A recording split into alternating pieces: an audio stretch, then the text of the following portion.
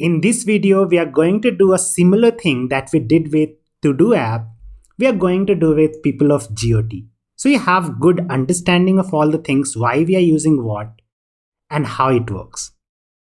So right now here, we are using React.createElement to create element, and later on using React DOM to render the element that we created using React onto the DOM. So this is working for us, and if you just test it right now, you click on Lannisters, you can see all the Lannisters down there. So everything is working here. Now, this is a time where we can just convert this code where we are writing it without JSX into JSX code. So JSX is a syntax extension language that is very similar to HTML. It is only possible because of a tool known as Babel. If you want to see what Babel does, it takes your code that is very similar to HTML and converts that code into React.createElement structure.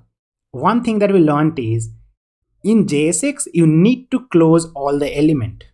So the first thing we need to do is to take the code of Babel standalone and paste it in our HTML. So we'll go ahead and paste it right here.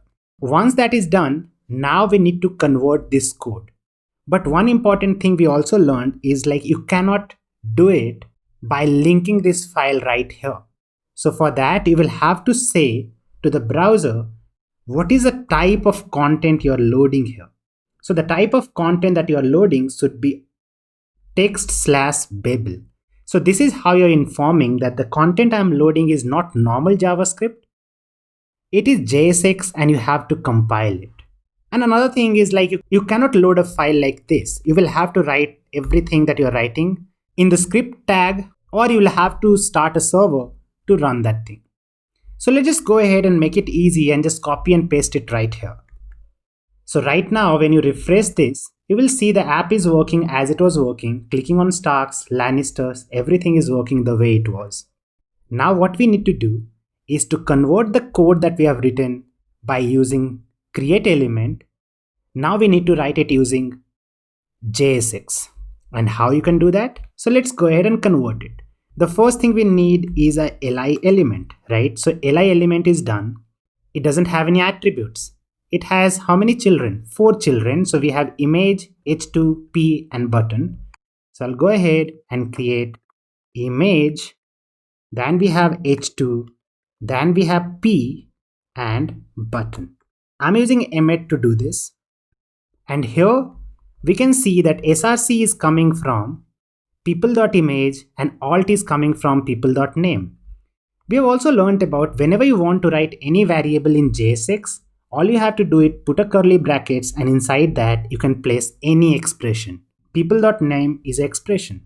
Similarly, here we'll say people.image. So this part is done. Moving to the next one, here we are getting the people.name. So we'll put curly brackets. That is what is the magic of JSX, and put people.name. Similarly, people.description will come here and no more will come here. We'll remove the string, we don't need it. We'll comment it out. And one important thing to notice is like every element needs to be closed. So look at image, it is not closed. So you just make it self-closing. And as soon as you do that, we are done. Refresh it. And what do we see? Everything is working. And if you look at our dynamic HTML, you'll not believe this is our dynamic HTML. This is how good it is. So in this way, you can write dynamic HTML in a very similar way as you write static HTML, and your app works as it was working. Click on Lannisters, Baratheons, Targaryens, and Starks. Everything is working properly. I think now you must be happy that using React and tools like Babel, you can write dynamic HTML in a very similar way as you write static HTML. In our future videos, we are going to explore React a bit more and understand a lot more about JSX and using React.